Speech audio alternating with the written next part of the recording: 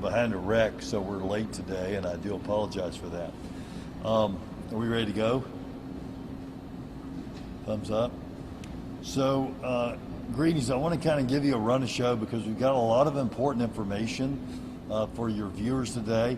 A lot of really good news as far as assets that you can call on to help fix money that you can get to help you fix busted pipes and reimburse you for hotel rooms that you had to get during the storm. And then we're going to turn to vaccine. We've got some good news there on vaccine. And the best news we're saving for last, and that's going to be the Parkland Center for Clinical Innovation is going to talk to you about their study. I want to caution a little bit of optimism about this. These are projections and guesses about what is happening in the battle against COVID and when we will reach herd immunity. Spoiler alert, it's a lot sooner than you think. But let's get to it, and let's start with individual assistance from FEMA. Now, President Biden signed the major disaster declaration for Dallas County over the weekend, and that has opened up individual assistance for everyone in Dallas County. Other counties will continue to be added. If you're in the viewing area and your county has yet to have gotten individual assistance, As more and more people go on the website and show pictures of their busted pipe, your county will be added too. I think most of North Texas has now qualified for individual assistance. So FEMA can now provide assistance to individuals and families for losses that are not covered by insurance. What if I have no insurance? Then your loss is not covered by insurance and you can make a claim and get money. What if I have insurance, but I didn't buy enough to cover my loss? Then you're underinsured, you can make a claim and get money. Here's how we're going to do that. The first line of defense in any disaster is insurance. But if you're either uninsured or underinsured, and folks, that's all of us. Because unless you bought your insurance a week before the disaster, if you bought your insurance 5 or 6 years ago, then you're underinsured. You got things on there that got damaged when the pipes broke in your house that aren't on your insurance, and that's where FEMA can help you. All right? So you're going to apply for that, and do I have? Okay, yeah. Y'all focus on these screens, not me. You're going to apply for that at disasterassistance.gov is where you can apply and check the status of your application. Or you may call FEMA at 1-800-621-FEMA, that's F-E-M-A, 1-800-621-FEMA, it's on the screen there, or download the FEMA app. Okay, now here's how we're going to do it. Before you apply for assistance, here's the steps you need to take care of starting your recovery process. Step 1, take photos of your damaged home and belongings to the extent possible before they get fixed, okay? Step 2, and you can do that with your phone and you can upload these things to their website, okay? Step 2, make a list of damaged and lost items. 1 is picture, 2 is list of damaged and lost items. Step 3, save yourself time, go to your insurance company first. If you submit a claim to FEMA before talking to your insurance company, they'll just tell you to go talk to your insurance company. So go to the insurance company, file your claim with the insurance company. You don't have to wait for it to be resolved, but have a claim number. And then step 4, apply with FEMA. What does IA cover? What does individual assistance cover? Temporary housing assistance.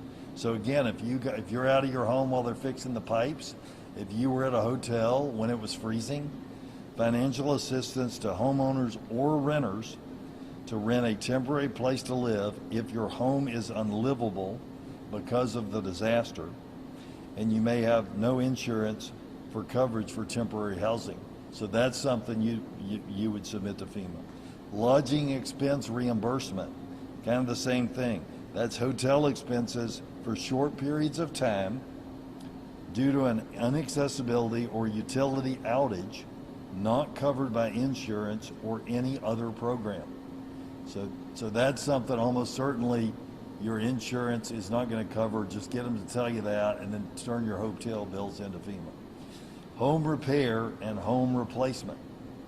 Financial assistance to homeowners to repair disaster-caused damage to their primary residence when the damage is not covered by insurance. To make the home safe, sanitary, or fit to occupy, or to help replace their home destroyed in the disaster.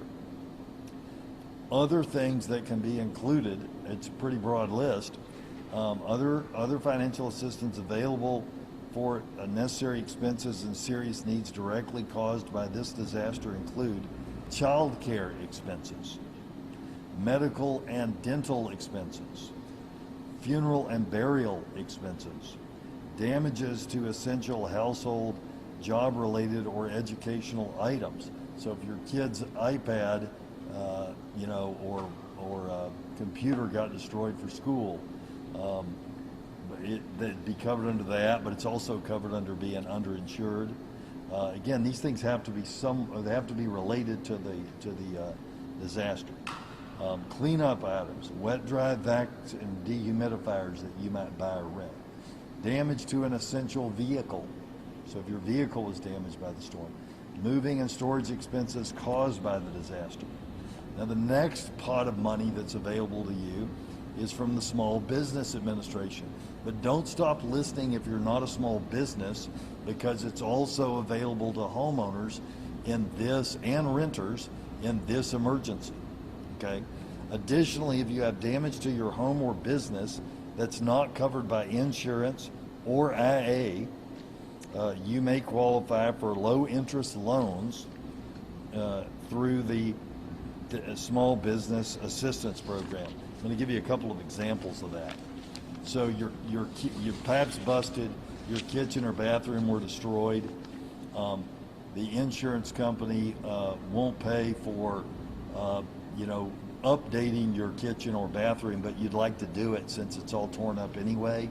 You can qualify for an SBA loan to do that part of it. So you can get your money from the insurance company, you can get your money from IA, but you still need money to get that kitchen the way you want it, that bathroom the way you want it. You can get a lower than the bank will give it to you loan from the SBA. Here's how we're going to do that. There's a phone number for them. It's hopefully it's on the screen back here. No, I don't think it is. If you've got that slide, please put the slide for SBA up there. That phone number is 800-659-2955, or you can email disaster customer service at sba.gov. That's disaster customer service at SBA, Small Business Administration.gov. Disaster customer service at sba.gov for more information to apply online. How much money can I get, Judge, for my kitchen or my bathroom? Disaster loans of up to $200,000 are available to homeowners to repair or replace damaged or destroyed real estate.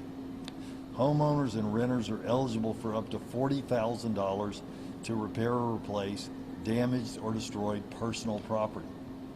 So all in on the loan side, you could get up to $240,000. You may not need anywhere near that, but if you did need that much, that'd be the caps on that. Now, if you're a business of all sizes, so it says Small Business Administration, but if you're a business of any size, or you're a nonprofit, a private nonprofit, you may borrow up to $2 million under this program to repair or replace damaged or destroyed real estate, machinery, equipment, inventory, and other business assets. Again, these are loan amounts lower than the bank will give you. Let's take advantage of it. SBA can also lend additional funds to businesses and homeowners to help with the cost of improvements to protect, prevent, or minimize the same type of disaster damage or from occurring in the future. And many individuals will qualify for assistance. The bottom line is this: we encourage all individuals to apply.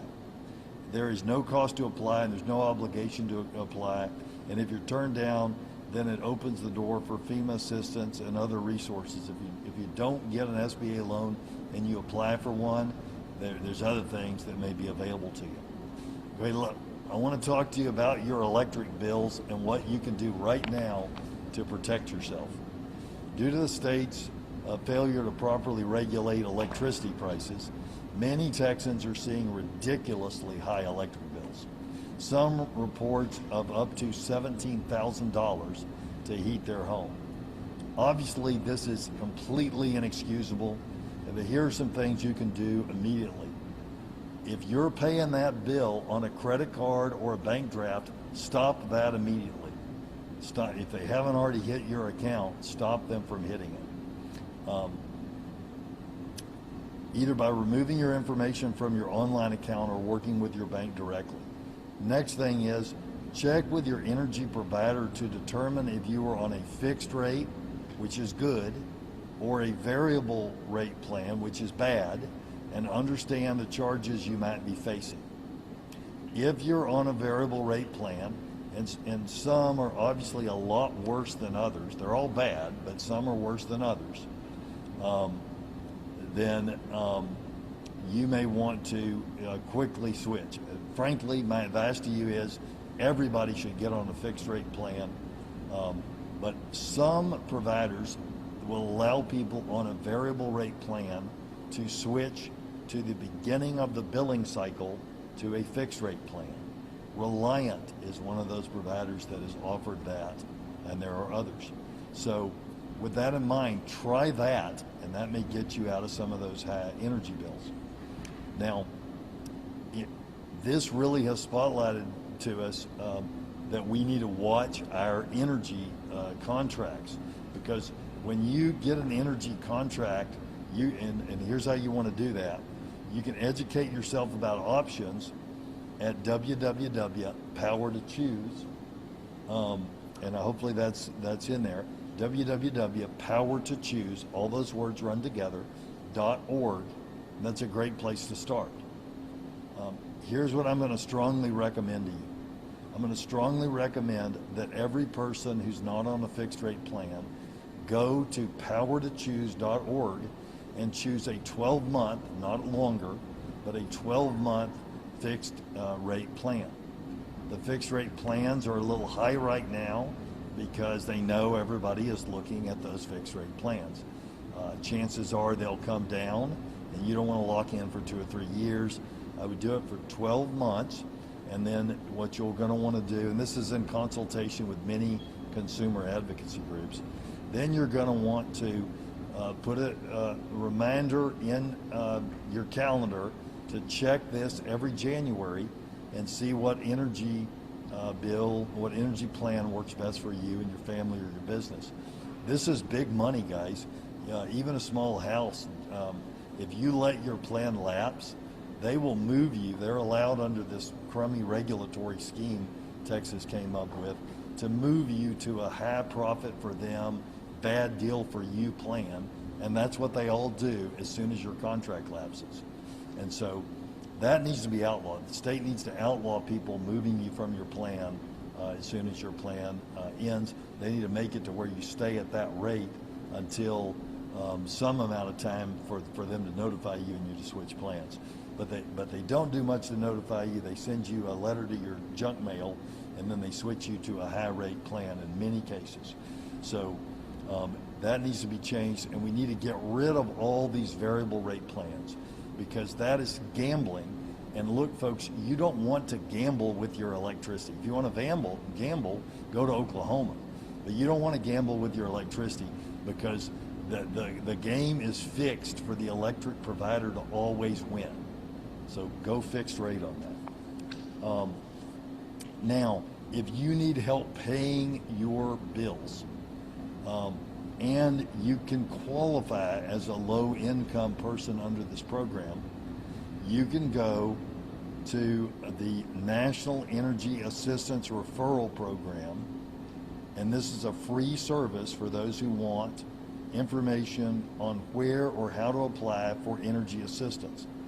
That toll-free number is, and hopefully we've got all these up on the screen, but that toll-free number is 1-866-674-6327 or TTY 1-866-367-6228. And by the way, I'm going to get my staff to tweet all of this information tonight at Judge Clay J.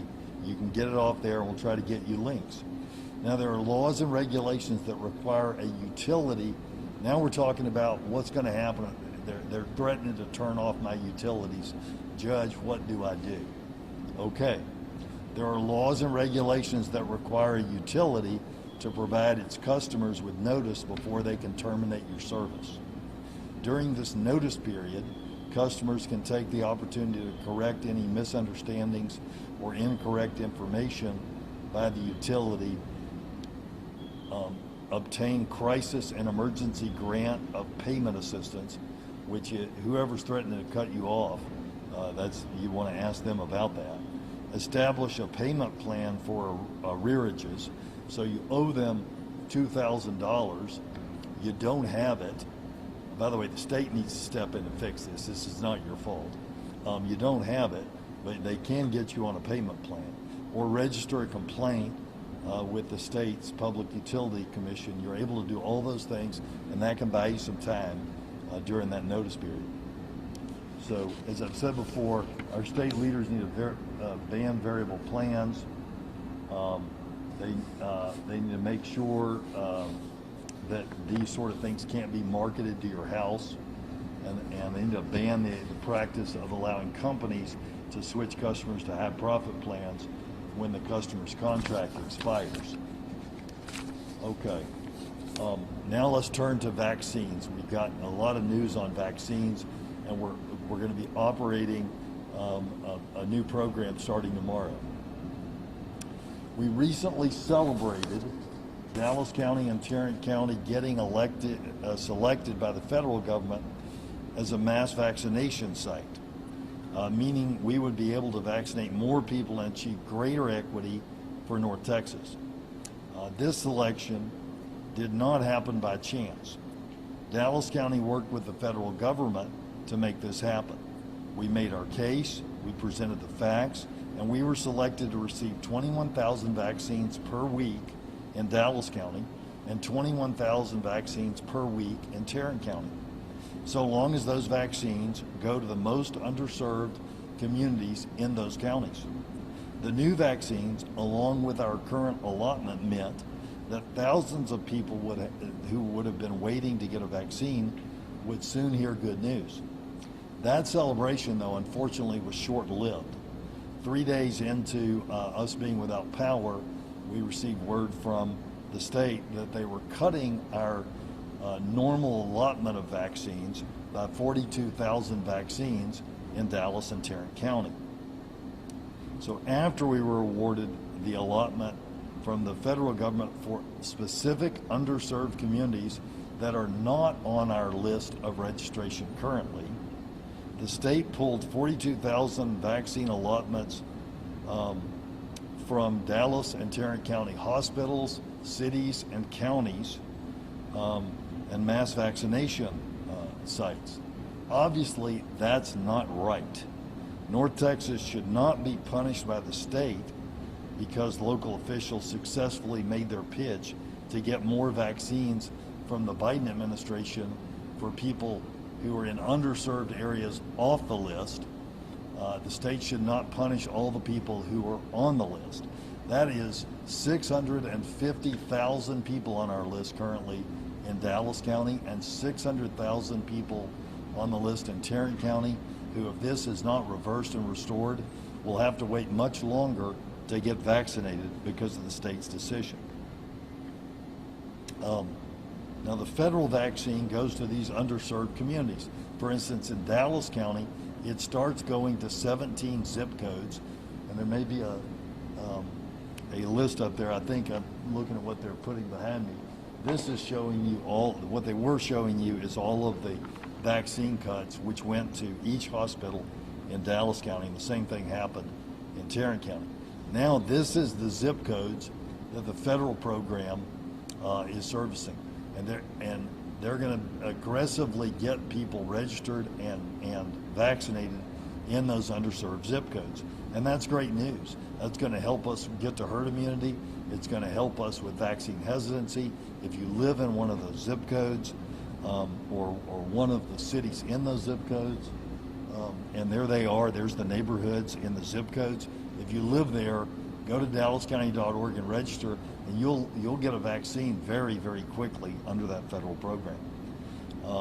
Unfortunately, most of North Texas doesn't live in those zip codes in Dallas and Tarrant County, and if the state doesn't restore the vaccine, it leaves us with the bizarre outcome that middle class and above people who are on the county's list in Tarrant County and Dallas County will be disadvantaged by the state pulling the vaccine that was allotted for them and sending it to other parts of the state. By the way, the only place in Texas that they've done this to are the citizens of Dallas and Tarrant County. Harris County got a program like this. They did not cut Harris County or any of the other 251 counties, but they did cut Dallas and Tarrant. So We must continue to serve residents outside of those 17 zip codes, and we must serve all residents. So the state's cuts will disadvantage residents living in those other zip codes and counties, particularly middle class and higher income families. This must be reversed. Please call your state representative and state senator and ask them to ask Governor Abbott to restore the vaccine in Dallas and Tarrant counties, and contact Governor Abbott directly. Now, I want to talk to you briefly about that federal site. Before I do that, at the end of this press conference, you're going to hear from the Parkland Center for Clinical Innovation, and they're going to point out the great harm to our residents and our economy that the state's decision to cut vaccine coming to Dallas and Tarrant County are causing. It will lead to months longer before we reach herd immunity if they don't restore those vaccines. North Texas families have plenty to deal with right now. We've lost power, our pipes are busted, our houses have been flooded, we've endured cold. A lot of us don't even have water yet in our homes. Some of us are still boiling water. The last thing we need right now is more bad news from Austin taking our vaccines away. Your parents should not have to wait longer because the state is taking their vaccine and sending it to West Texas. Now, we'll open up community vaccination, a new community vaccination center in a partnership. The Dallas County FEMA Partnership for the Underserved opens tomorrow. So what does that mean? That's a federal team of 137 soldiers, including 72 vaccinators, who have been trained, have been doing dry runs on site preparation. There are also 70 FEMA staff supporting the vaccination center, along with all of our great county, city, and volunteer organizations that have been helping. They're going to be providing 3,000 first doses a day of Pfizer vaccine to these underserved communities for 3 weeks, and then 3,000 second shots a day for the underserved communities for an additional 3 weeks. I'm hopeful that we can work with our federal partners to keep that program going so we get more North Texans vaccinated faster. Again, we've shown you the map, and if you want to, behind me, put up those neighborhood names again. If you're in one of those neighborhoods, or elected officials, if you or churches, if you represent one of those neighborhoods, get people signed up. We can put them on a bus and register them on their way up here, but that's a great opportunity for North Texas. We want to take advantage of it and fully use that federal allotment that they've sent us. Depending on the number of individuals who register in those 17 zip codes, if we have more than we have shots, then they'll use a vulnerability index to determine who gets it. And if we have less people from the 17 zip codes that qualify, then we will look at census tracts, both here in Dallas County and in the surrounding counties, that are at 75% of the federal poverty level, up to 100% of the federal poverty level, and offer shots to those with what is left from that federal partnership. We're asking every city, faith, community organization that is in touch with one of those zip codes to please assist with registering residents as soon as possible. We will have an all-hands-on-deck approach to registering people in these zip codes, block walking, door-to-door, phone banks, community registration events. Residents can also go to www.dallascounty.org. There's a link for vaccines in English and Spanish at the top of the website. You can register. You're just registering with your zip code like everybody else is registering, and the federal folks will pull from that same list, that Dallas County list. Or residents can call 1-855-IMMUNE9. If you have that, please put it up there. residents can call 1-855-IMMUNE9, that's IMMUNE9, 7 days a week from 7 a.m. to 7 p.m. to register by phone.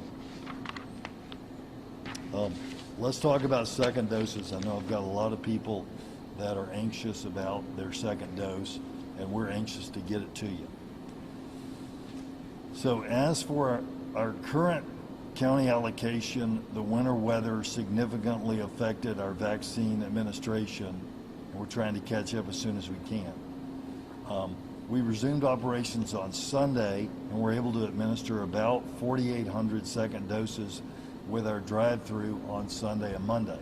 We then ran out of doses and didn't have any to give. Today, we've received an additional 15,000 second doses. We will be ready to start giving those at 8 o'clock in the morning at our drive-through at Fair Park. So for tomorrow, Wednesday, we will give doses to people February 16th, whose second shot was due Tuesday, February 16th or earlier. The next day we'll do February 17th or earlier. Now, let me say this. Our federal partners have said that once they're finished giving Pfizer doses to the 3,000 people they're giving first shots to, they'll turn their 9 lanes into Moderna second dose lanes. When that happens, and I realize this is frustrating and not the way that we would like to do this, but we will send out through the media opportunities for people to come in earlier than what is scheduled in our daily briefings. I mean, as soon as we have capacity, we're turning that capacity on to get you that second shot.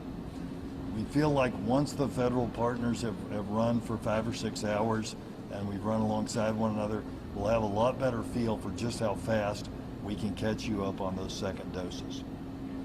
And I want to thank the Army vaccinators and Commander Talbot and everyone who has agreed to help with those second doses as well. Let's see. Now,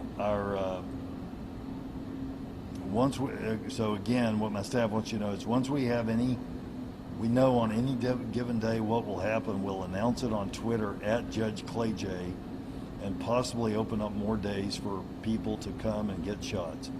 And again, I know this is not an ideal way to keep you informed, but our initial first doses were done under an operating system that had to be replaced, and we don't have contact information for about half of the people who need second doses. In less than 10 days, all second shots will be under the new operating system, and we'll be able to get you appointments for your second dose and greatly improve customer service experience for both the second and the first shots. So please bear with us as we catch up everyone on their shots. The state has confirmed that we will have sufficient supply of the vaccine to ensure all those who received a first dose will receive a second dose. They have not said they'll restore the first doses that they're cutting, but they have said they would get us our second doses. We're only administering second doses until we catch up from the winter weather closures, and we're going to start those who are most delayed first for their second dose. So please be patient. We're going to get you your second dose just as soon as we possibly can.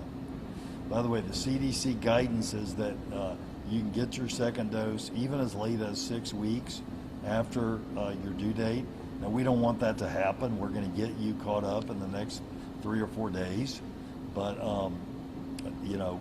just know that you're not in danger of losing the efficacy of your vaccine because you're a few days late on that second dose. We're going to continue to provide updates at Judge Clay J. You can also go to www.dallascounty.org for more information. Now what I'd like to do is turn it over to Parkland Center for Clinical Innovation, who has done a study on how fast we can reach herd immunity and they'll lay that out for us. And again, I want to caution against over-optimism here. These are sophisticated guesses, folks. These are looking at the numbers, scientists and data analysts looking at numbers and doing their very best to try to give us information. It doesn't mean we can let our guard down, and it doesn't mean necessarily that it's going to be right, but it is encouraging news. So come on up.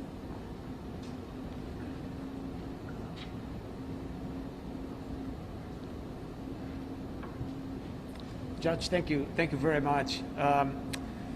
As you all know, we've been working with Dr. Wong and Dallas County Health and Human Services to track the pandemic since a year ago, and we've been working on bringing all that together on these models over the last few weeks. And I think it's starting to be able to share this as these partnerships have been announced, are being rolled out. I'll share three things with you. One. Sure. My name is Steve Meff. I am the President and CEO at PCCI, Parkland Center for Clinical Innovation. Three things. One, where are we today? Number two, when do we forecast that we're going to reach levels of herd immunity? And number three, how we get there? So first, where are we today? And that's how we try to capture in one slide, months of work. First is how many of our neighbors, how many of our citizens have been infected to date? Not only those that we've tested and been able to confirm positive, but those that have been infected and recovered. And as you see in the waterfall graph, we're over 900,000 individuals across Dallas County that we are forecasting that have been infected to date. So about 35% of the population. To date, we have vaccinated about 10% of the population. So we're close to 45% towards that goal of 80. So we still have a ways to go.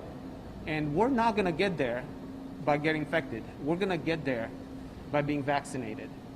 What you also see in the map to the right is that this is not uniformly distributed across the county. We're showing here the zip code level. The darker purples have higher combined levels, and some areas are as high as 50, 60%, some are lower. But we're gonna get there together. We're gonna get there by being able to be vaccinated. So next, when do we forecast, when do we think we're gonna get there? And I'll caution you by saying that this is optimistic. It is based on very sound data, sound statistical models, using the latest research locally, nationally, internationally. And it's a combination of these multiple factors, the continuation of our neighbors, our family being infected, but it's mostly driven by the uptick in vaccinations. So the models forecast that we can reach that 80% level of immunity by middle of June. So that's optimistic, but we're not going to get there if we don't continue to be cautious, if we do not able to work together. So how we're going to get there? If we look at the next slide of information, the current rates of roughly 43,000 vaccinations per week, which we've been able to do the last couple weeks, we're not going to get there until August.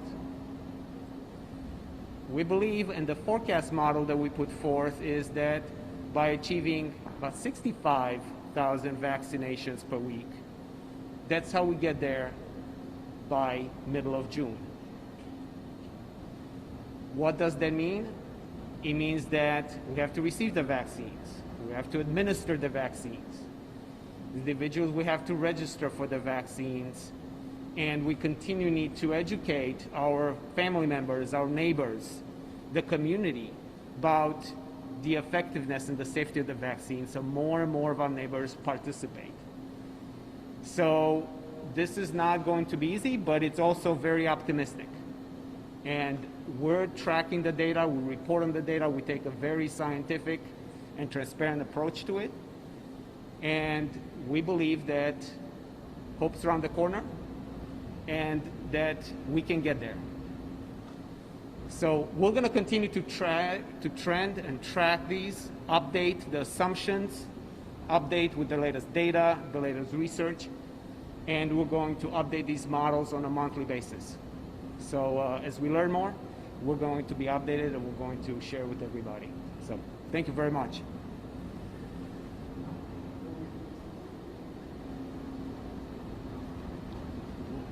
We'll take some questions. I want to say a couple of things on that before we take questions. This presupposes that people continue to wear masks, social distance, and do the things that they're doing now, and that there's not a huge lapse in that, and that the state restores those vaccines, because as you can see, our allotment without those vaccines being restored is 45,000 vaccines here in Dallas County this week.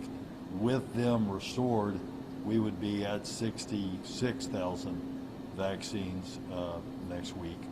And so it's going to be critical that we keep the federal partnership going, and that's my job, and that if we can possibly work out a deal for that to happen, and that we also get our vaccines restored from the state, which really is all of your jobs.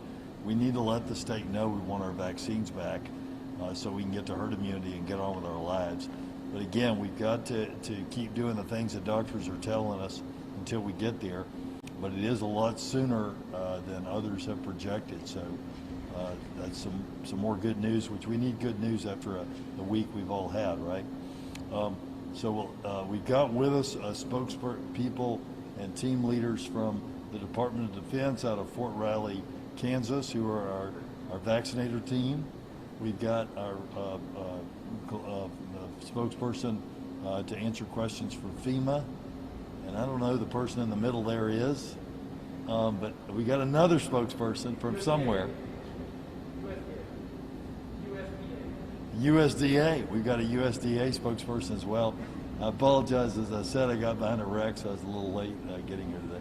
So what questions does anyone have for anyone? Can you talk basic logistics for tomorrow? I have people calling KDRA saying, I'm supposed to get a second shot. Do I get a line? Am I going to get rejected? How's this going to work? So Are there going to be 2 lines? Yeah, great question. So you've got 9 lanes of Pfizer for the new federal project, for the Dallas County FEMA underserved project. You've got a total of 20 lanes out there.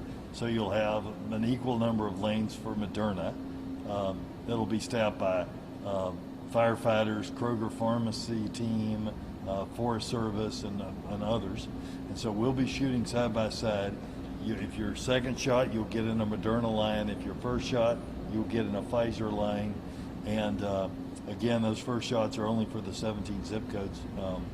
And the second shots are only for people who got their first shot here at Fair Park, whose second shot was due on your card 2/16 or February 16th, last Tuesday or before. As we see how much we can put through there and how fast our federal partners can come to our aid, I may be able to reach out through media partners like yours and open it up to more people tomorrow and in subsequent days. The goal is for us to catch you up on second shots, weather and vaccine permitting, by the end of this week. All of you on second shots by the end of the week. Okay, what other questions for anyone does anyone have? Judge, on the federal assistance for the winter storm, it's my understanding that FEMA can't help undocumented immigrants. Is the county going to be doing anything for the undocumented population? So we're going to do all the. Okay, let me repeat the question in case I don't know how the mics in here work. So the question was, if undocumented immigrants are not qualifying for FEMA assistance, what can the county do to assist, and does the county have plans to assist? We'll do all that we can to assist people. You know, we've done things in rental assistance and other things that are not specific to your document status. I'm hopeful that another round of help for COVID will happen, and that some of that can help with rental assistance and other things for all of our communities. Look, we're all neighbors, right? We all live here, and helping get people back on their feet is something that is in the best interest of all of us. Just like getting your neighbor a shot, whether they live across town or next door, helps us all get to herd immunity. Helping people who are down by no fault of their own because of this storm is in everybody's interest. Now, it's limited what the county can do with the funds that we have, but I would also call on our nonprofit partners to make that a point of emphasis, because it's an unprecedented disaster on top of a disaster, and the people that are not going to be able to get help through federal assistance need our help. We need to step up and help them. Can you talk a little bit more about what happened with the second dose? As you mentioned, you lost contact information for people. I mean, how do you lose contact information for people you've already vaccinated? So the question is, how is it that we don't have contact information for people that we've already vaccinated who are coming in for a second dose? You may recall that there were a couple of days there where it was open to anyone over the age of 75.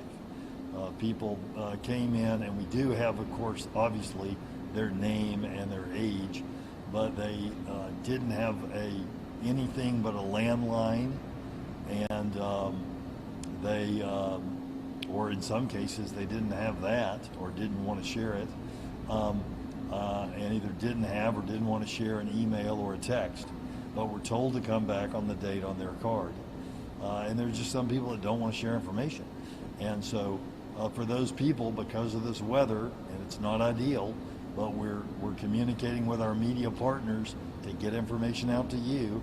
And you also, of course, if you have the ability to do it, can get on our website or go to @JudgeClayJ, which actually is the best place. You're getting the most up-to-date news, because as soon as we know anything, my staff or me puts it on that Twitter. Any other questions? Yes, sir. Expand a little on the federal operation, meaning what's it going to look like as far as who's going to be staffing it, who's going to be giving the shots, the lines for the drive-through, things like that, and when it starts, how many a day? Can you expand a little on the operation? So he's asking for the operation plan for the federal operation, and so I'll give you that. So you've got 9 lanes. They're intense. You do 3 cars in and 3 cars out. In other words, you pull in 3 cars. You've got a shooter team of 4 shooters. If you have single lines and double lines, so if there's 2 or 3 people in the car that are getting a shot, they go to a double line. If there's a single person, they go to a single line. A single team has 4 vaccinators and support staff. A double team has 6 vaccinators and support staff, 1 for each side of the 3 cars. They're getting registered before they get up there by volunteers, and by we're still using our great Dallas County Medical Reserve Corps and other volunteers to help register people and handle traffic flow and all sorts of things. And our incident commander is still the fire chief of Cedar Hill, Rodney Smith, and that team. They're still overseeing this, but within those 9 lanes, you've got a great team of soldiers out of Fort Riley, Kansas, and they're working through those lines. Then the people leave those lines, they go, and our volunteers watch them for 15 minutes and alert medics if they have a problem. So the military aspect of it is really contained mostly, not completely, but mostly within those 9 lanes and the command structure of military and FEMA that supports those 9 lanes. The local group that runs beside them doing second shots, and hopefully soon first shot Modernas again, is run by a command structure that's been in place, and all of that is under a joint command where FEMA, my office, our incident commander, the fire chief of Cedar Hill, Dr. Huang's office, Dallas County Health and Human Services, and all of our great city partners like Cedar Hill, who's just had a huge outsized role, the city of Dallas, the city of Irving, the city of Carrollton. I shouldn't have started saying cities because I want to leave out some, but have all stepped up and helped. We'll have a seat at the table, somewhere along that chain. And then over it all, we'll be looking at policy with our federal partners and trying to keep things running smoothly and hopefully running for a long time. Just we said like on the vaccines that were taken away by the state, and we just address that again, how frustrating is that for you, and what kind of effect is that going to have long term for what's going on? Is there anything under the surface we're missing that's going on here? So the question was, how frustrated am I about the state taking vaccines from middle-class people on the list? Very, very, very frustrated. And is there anything going on under the surface? I'm here at the local level, and I don't know what is going on under the surface. What I do know is it's 3 months longer to get to herd immunity if we don't get our vaccines back. And then for the individual people, I think for most Texans and for most human beings, their concern is, when is my loved one and the people I care about going to get the shot, okay? And so it makes no sense for them to wait longer for no good reason. I think in their statement they said that this area has received, quote, according to a windfall. But based on population, do you feel like you got more vaccines than you deserve from the state? Absolutely not. Look, there is a long history in America, and certainly in the state of Texas, that you do not cut the allocation. For instance, when a school district gets a program from the feds to help them with a marginalized group of students, they don't cut the money coming from the state to take care of those kids. When we reach out to the federal government to get us help to fight crime, they don't cut the money that goes towards crime here in Dallas County. And when we reach out to the federal government for help, as I have done through my office and through Dr. Wong's office, for public health emergencies like Ebola, like ending HIV by 2030, tuberculosis outbreaks in our homeless community, they don't cut your funding or your people because you were able to hustle and get some help from your federal partners. Again, it is a underserved. It's a small group of people. I say small.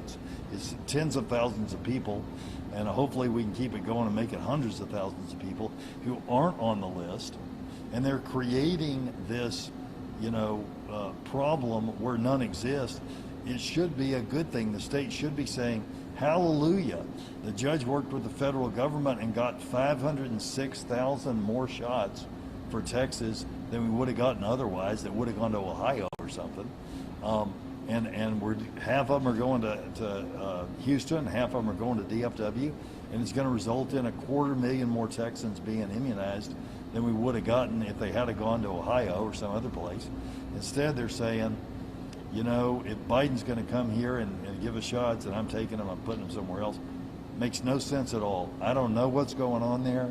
I just know it needs to stop, and our people need their shots. Judge, I gotta say, that's a little misleading. North Texas is going to be receiving 25,000 more shots than they would have received in the week previous, and Collin and Benton County overall are going to get 16,000 more shots this week than they did previous. So the numbers you're using and the number the states are using, they don't add up. So can you try to explain where you're saying these lost shots are coming from? Absolutely. Can you put the slide back up about the allocations to the counties? So are you talking specifically about Dallas County then? Because again, that's different than all of North Texas. Because Parker's getting more, Ellis is getting more, Collin County's getting more. I can keep on going. Can you put it up? Okay, so here's what you got to remember. And so let me repeat your question for people that are watching this. So the question is, well, Judge, other counties are getting more, so when you say North Texas, you're not taking into account more shots going to Parker County or Ellis County or Collin County or other counties. Hey, I love everybody, and the rule is that you're supposed to vaccinate anyone who signs up on your list. On the Dallas County list and the Tarrant County list are hundreds of thousands of people from those smaller counties. And the people that we vaccinate every day include people from those smaller counties. Conversely, those smaller counties are not vaccinating people from Dallas County.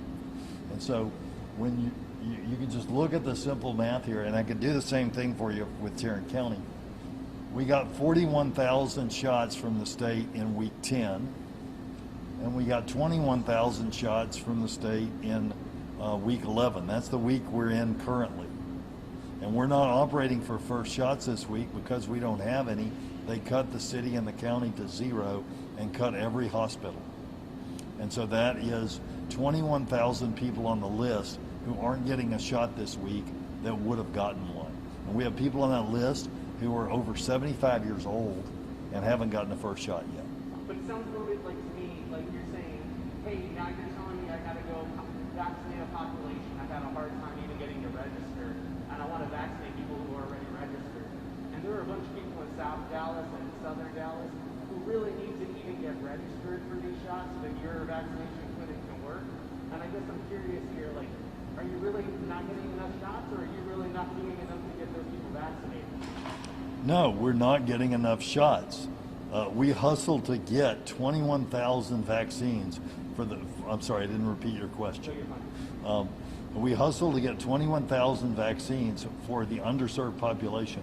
And by doing that, we are not under the state's rules, so that we can register people on the spot. We can put them on a bus, bring them up here and vaccinate them from those hard to reach areas. So we're going to be able to do more for underserved communities than just about anywhere else in America, as long as that program is going. Plus, they can get on the list like everybody else, and they can have an excellent chance of getting a shot through that also. But what has happened is the vast majority of the people who have signed up so far, as you point out, are people who are not in those 17 zip codes.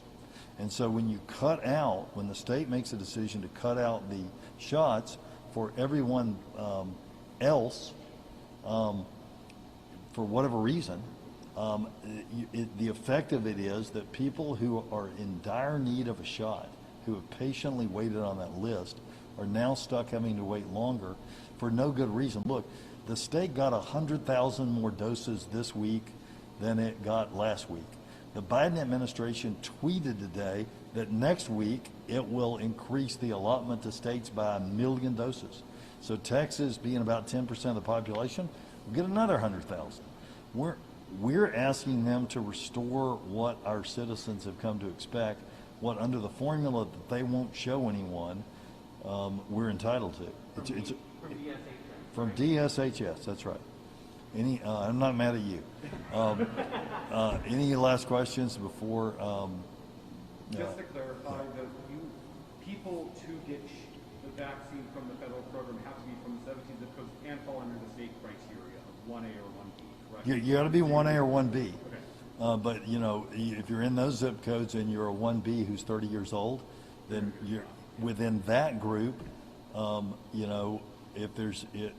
You're more likely to be, the way the state has now set it up, a 1B with asthma in that group is going to be more likely than a 75-year-old, you know, in a middle-class suburb. And that would probably be the way it would be under a demonstration project anyway, but there's no reason to disadvantage everybody else because we got a windfall for the underserved population. And really, it should be a windfall for everyone, because here's how it should work. It should work that since we have somebody focused on 17 zip codes, then we can use the rest of our allocation to get to grandma even faster. And we should always remember that the goal is herd immunity. The goal is to get this over with so we can get to whatever the new normal is, because this ain't normal. And so we do that when we get to herd immunity. So every shot in every arm, that no matter whether it's yours or somebody else's arm, is a good thing. And we should celebrate that, and we should work together to restore those shots to North Texas. Thank y'all all so much, for your patience and your work on this. God bless y'all. Thank you guys.